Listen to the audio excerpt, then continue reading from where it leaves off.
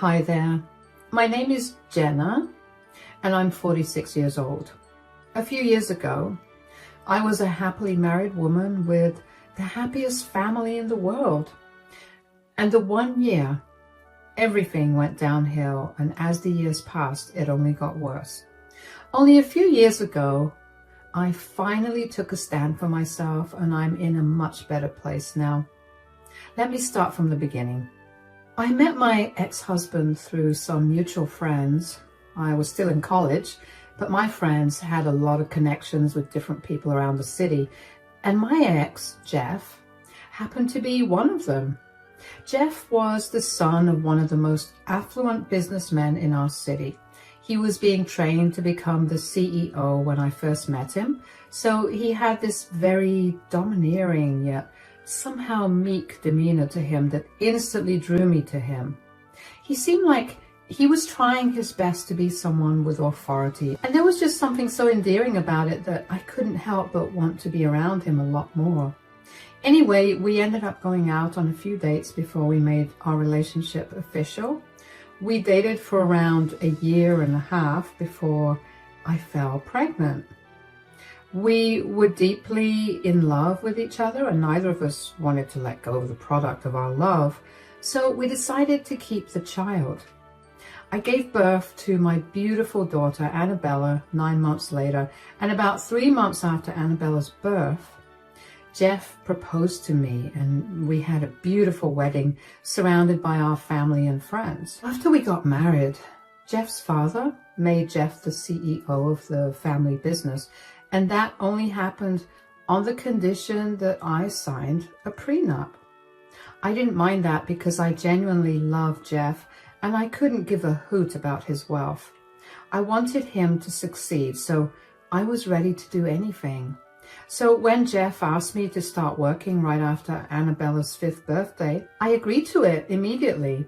The issue was that I had skipped out on a fair amount of time in the job market. And with my ever-evolving industry, I struggled to find another job. But Jeff was adamant that I did not need to earn a lot of money or contribute to the household finances. He just wanted me to earn my own fun money. Again, I had no issue with that. In fact, I was happy to be able to go back to a job. So that's what ended up happening for the next few years until Annabella turned 10. Jeff and I continued to work. Because we were both pretty busy, we barely had much time to spend with each other, but I never thought that was an issue. I mean, I made it a point to arrange some downtime for the both of us every weekend, but most of the time, Jeff was off at work or he was out with his friends. I didn't like it, but I figured that as long as Jeff was happy, I didn't mind him not spending as much time with me. Unfortunately, I should have taken that a little more seriously because just a month after Annabella's 10th birthday, I caught Jeff in bed with another woman. Needless to say, I lost my mind. Jeff was the first man I had ever loved, and to see him break it so easily made me go crazy. All my years of frustration and anger towards Jeff came spilling out. It was ugly and very messy, but in the end, Jeff and I decided to end the relationship. I truly was a broken woman. I continued to live in the house with Annabella, but Jeff went to stay with his parents until the divorce was finalized. Every time Annabella asked me why her father was not home, I would break apart. I tried my best to be strong for her, but I could not even bring myself to process what had happened with Jeff. But things only got worse when I got a call from my attorney that Jeff was asking for full custody of Annabella, or he would fight me for it. That got me right out of my depressive funk.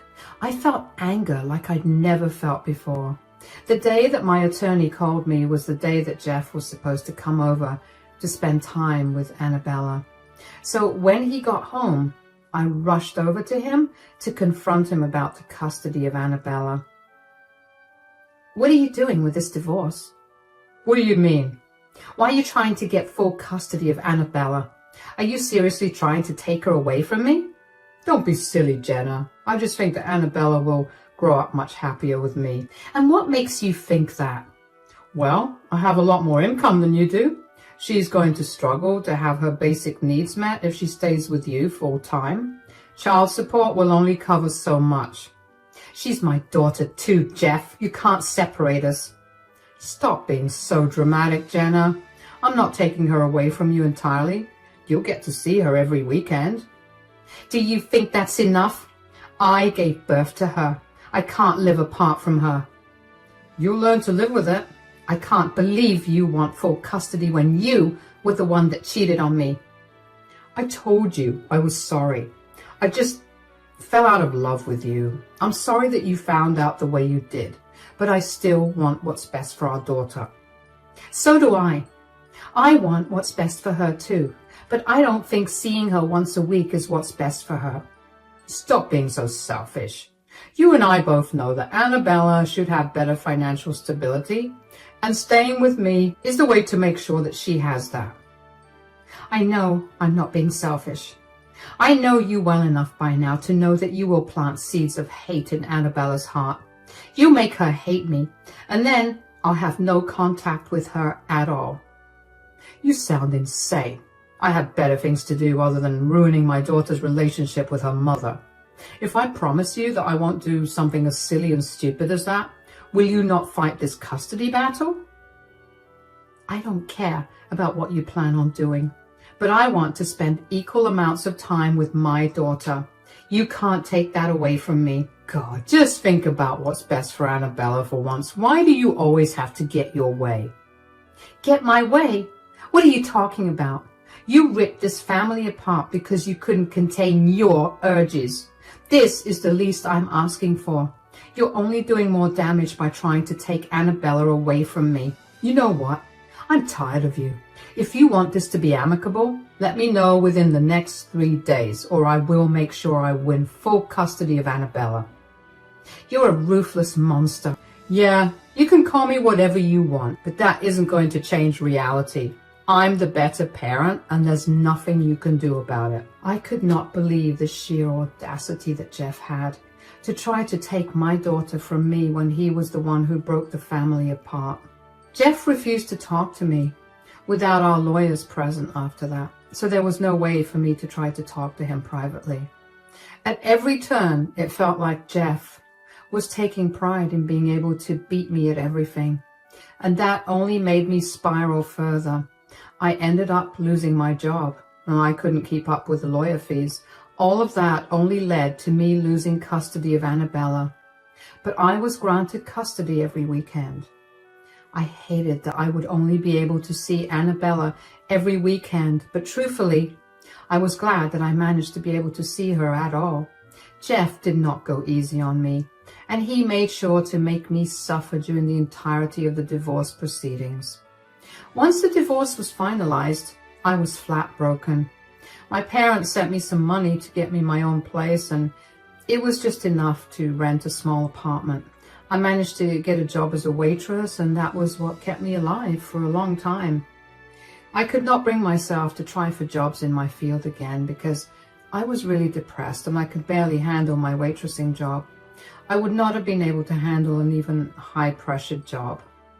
So I made sure to work hard and earn as much money as I could so I could spoil Annabella to the best of my abilities.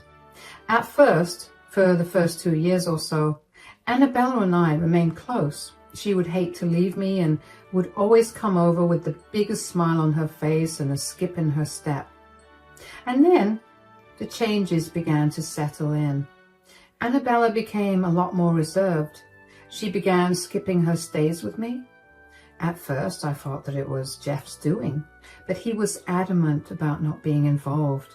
He told me that he had no interest in my relationship with Annabella, so he wasn't going to interfere in it.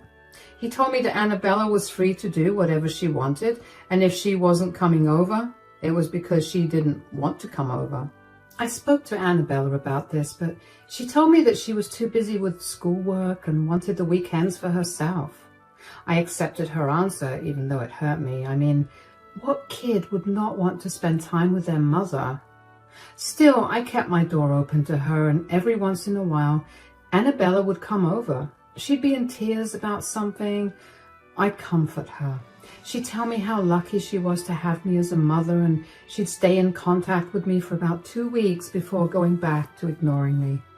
You'd think that every time she did that, I'd learn that it was all some game to her. But it hurt just as much as the first time, every time she did it. I would comfort her and bask in her praises of me. I would work harder to make sure that she was happy and doing better than she was at her dad's place. Don't get me wrong, I didn't do any of that because I wanted her to choose me over her father. I only did that because I wanted to see her happy. And if I had the faculties to make that happen, you best bet that I did that. Eventually, it got to a point where I hadn't seen Annabella in over 8 months. Every time I tried to get a hold of Annabella, she'd either decline my calls or give me some lame excuse for why she couldn't make it. I never stopped trying for even a second to get her to visit me. And then one day, she told me that she'd be coming to see me. I was beyond ecstatic. When she arrived at my place, I greeted her as warmly as I could. "Hi, sweetie. It's been such a long time since I saw you." "Yeah, I guess. I'm so sorry that I haven't had the time to meet you as much. I've been really busy with work and my rent increased, so I've been pulling a lot more overtime to make up for it." "Why are you explaining yourself? It's whatever. I don't really care."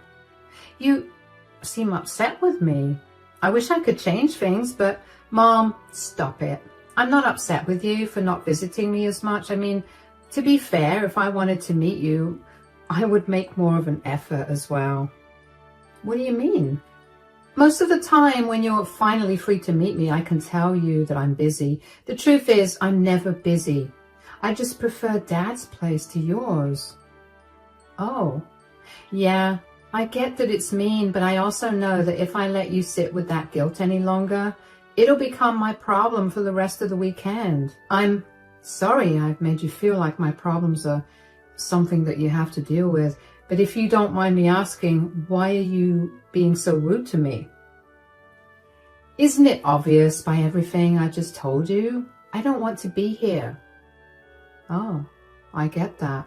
But you almost always never want to be here. Yet you're nice to me.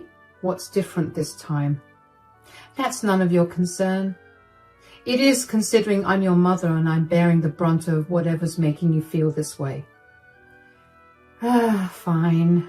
Something's bothering me and I don't know how to feel about it." "All right, that's a start. Tell me what's bothering you." "Well, Dad's been seeing someone for the last 2 years. "Uh-huh. And I guess their relationship was going really well because 3 days ago, Dad told me that he was going to propose to his girlfriend." "Oh, wow. And that's been bothering you?" "Yeah, I guess. I'm just scared that Dad's going to forget me because he'll get too wrapped up with his girlfriend." "Have you met his girlfriend?" "Yeah, like twice. I mean, she seemed nice and she looked like she really loved Dad. Dad looked happy and I guess I'm happy for him, but I'm still scared that she might make Dad turn his back on me like some evil stepmother." "I don't think that will happen." "How do you know that?" "If there's one thing that I know about your father, it's that he loves you a lot. He will never jeopardize your future for something that he wants." "But what if he does?" "If he does, which he won't, you'll have me. I know you're not my biggest fan, and I know that we don't exactly have the best relationship, but you're still my daughter. I want to spend as much time as I can with you. I know I won't be able to provide you with the same lifestyle your father has provided you, but I'll make sure that you'll always have everything you want and need." "That's sweet, Mom.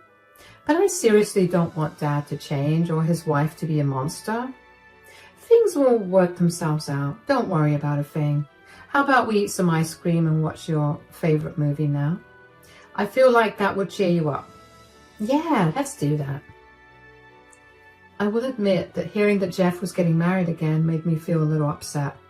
I know that he was no longer mine, but it felt odd, so I couldn't imagine what must have been going through Annabella's mind.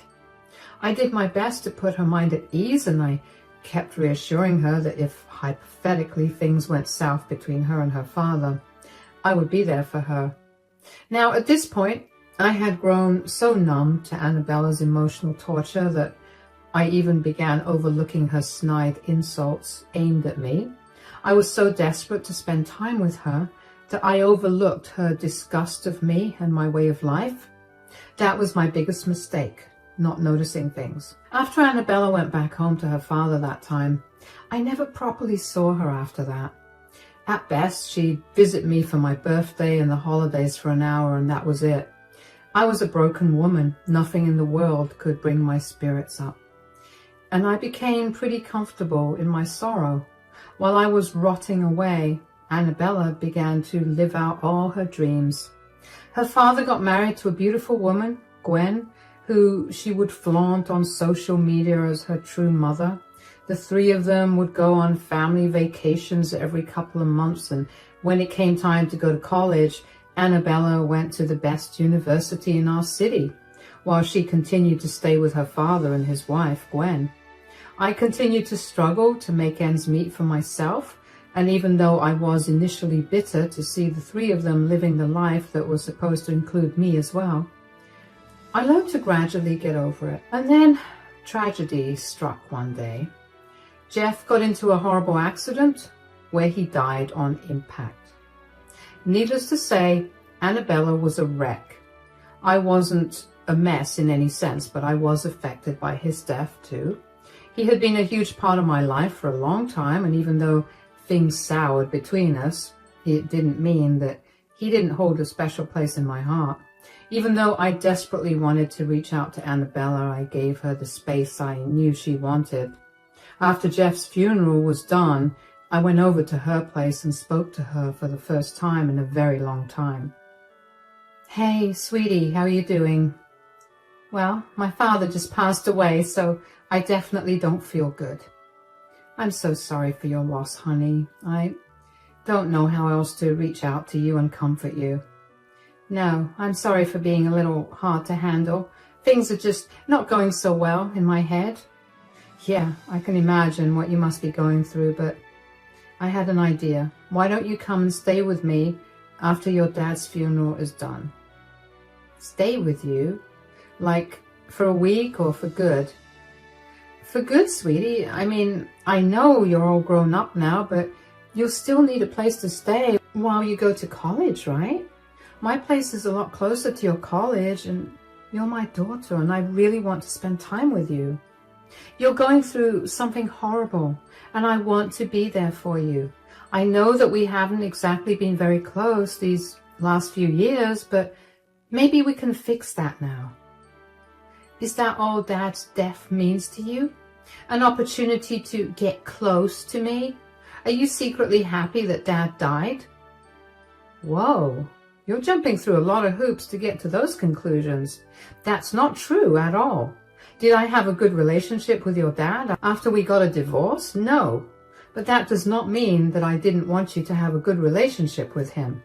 I know that you're struggling right now, but there's no need for you to villainize me when I've been nothing but supportive of everything you've ever wanted. Now, do you want to move in with me?" "No." "No? Do you mind me asking why? And where will you stay if not with me? Do you have your own place?" "I don't have my own place, but I'll be staying with Gwen in her huge mansion of a house." "But I'm your mother. Do you want to stay with me? Living with a penniless waitress in a cramped apartment? I'll pass." "You can't be serious. You're not staying with your mother because you want to live in a mansion?" "Not just that. I need stability. Dad made sure that Gwen would take care of me when he died. She promised me that she would take care of me too. Living in her mansion is only a bonus. You're going to only bring me further down because you have no money, and you won't be able to provide for me in the way that Gwen would. That's really upsetting to hear.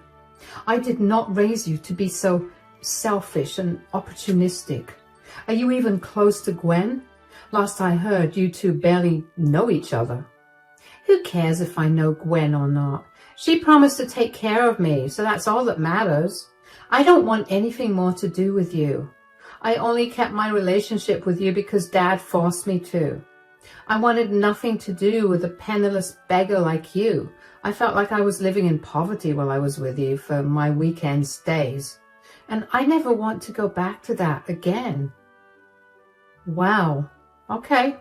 If that's how you really feel, then I can't do anything. I don't want you to force yourself to keep a relationship with me going, so we can part ways here. Since you really want to stay with Gwen, you can. But if things go south, I won't be able to help you out. Do you understand?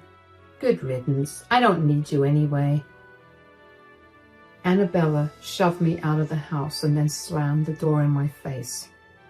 I felt so shocked that I didn't even know how to react. I never anticipated Annabella to actually tell me what she really thought about me. I had only gone there to be there for her in her hard time, and instead, I got slapped with the biggest insult of all. Instead of feeling pitiful about my miserable life for the first time in forever, I felt an ungodly amount of rage coursing through my veins. I knew that grief made people act funny, but this was not acceptable.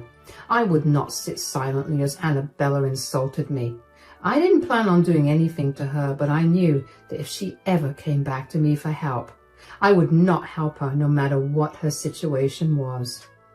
And just as I'd expected it, only a week after our conversation, Annabella showed up at my doorstep with an eviction notice in her hand.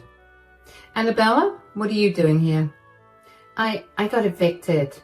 What? Are you serious? Yeah, here, look at this eviction notice. That jerk played me. She promised Dad that she would take care of me, and in just a week, she threw me out of her house. Wow. No one could have ever seen this coming. Why are you being so sarcastic? Everyone knows that your father only married Gwen for her money and wealth.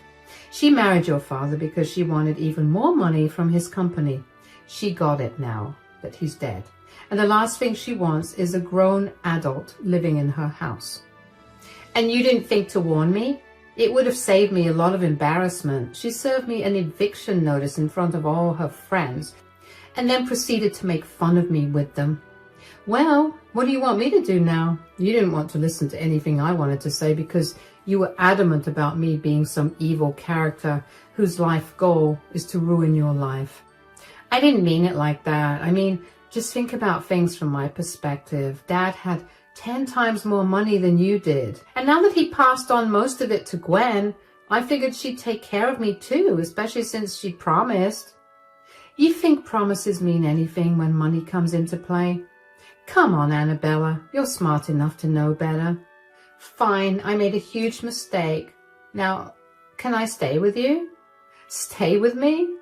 I'm sorry, my apartment is too small for 2 people. What? What do you mean? You said it yourself. I'm a penniless waitress living in a cramped apartment. I can't let it be more cramped than it already is. You're going to have to find another place to live. Are you seriously not going to let me stay with you because of what I said last time? I was grieving. You can't hold that against me. Just because you're grieving, it doesn't mean that you get to say hurtful things and not suffer the consequences of it. I know you lost your father, but I lost my first love. Yeah, I know we ended up parting on really bad terms, but I still cared for him. He still meant a lot to me. You had no right to say that to me, especially since you know how much I sacrificed to give you a good life too. You disrespected and belittled me, so I don't see any reason for me to let you stay here. But I'm your daughter. You can't just leave me hanging like this. And I'm your mother. Yet you still had no problem dismissing me in favor of a woman you barely knew. You need to learn that actions have consequences. I didn't even do anything. You said enough. You told me how you really feel. I don't want anything more to do with you. What do I do? Where do I stay? Figure it out. You're smarter and richer than me, so you work something out. Bye, Annabella. It hurt me beyond words to tell Annabella to figure her life out on her own, but I had reached my breaking point with our last conversation. Annabella had always done this. She would use me for the little time that she needed me, and as soon as she got back on her dad's good side, she'd leave me again. Yes, I know that she was only a child at that time, but I was also struggling. I never did anything to hurt her or stop her from doing the things she wanted. I made sure to do everything I could to make her happy. And if that meant spending my entire paycheck to give her one thing, I'd do that. Of course, I never made it seem like she was lucky to have her basic needs met by her mother, but she knew firsthand how hard I had been working to provide for her. She saw how much I loved her and how much I longed to spend time with her. And still, she'd choose to hurt me over and over again. I knew that if I gave Annabella a place in my home for even a few days, she would manage to convince me to let her stay with me until she found someone else to run off with and hurt me again. I was tired of constantly living on the edge. All I wanted was to provide my daughter with all the love and affection that I could give. But she would constantly stamp out all my efforts and laugh in my face. That takes a huge toll on me, and yeah, I knew that I was only kicking her when she was down, but what was a penniless waitress like me supposed to do? In the days that followed, Annabella managed to find a place to stay with her friends. She had quite a bit of money from her father's inheritance, so she was able to get herself an apartment. But it would take a few months until she could move in. She couch surfed during those months, but she made sure to text me every day about how much of a disappointment I was to her as a mother. It hurt like crazy to read those messages, but I learned to ignore them. I knew I was doing what was best for her at the end of the day. She needed to learn that her actions have consequences, and if that lesson has to come through me, then so be it. Annabella eventually moved into her own place and found a good job to support herself. She stopped texting me, and I think I've been blocked, but I haven't really checked. I booked myself a therapist, and I've been going to therapy regularly for the last 6 months. I've gradually learned to be proud of myself for standing up to Annabella. I'm glad that I finally put my foot down and stood my ground. It's been really hard to accept myself for letting go of my baby girl, but in the end, it was a decision I had to make for the better of both of us. Life is still continuing, and I'm only getting better. I recently got promoted to manager, so not only does that mean that I'm gradually doing better for myself, but it also means that I'm no longer a penniless waitress. Thanks for listening to my story.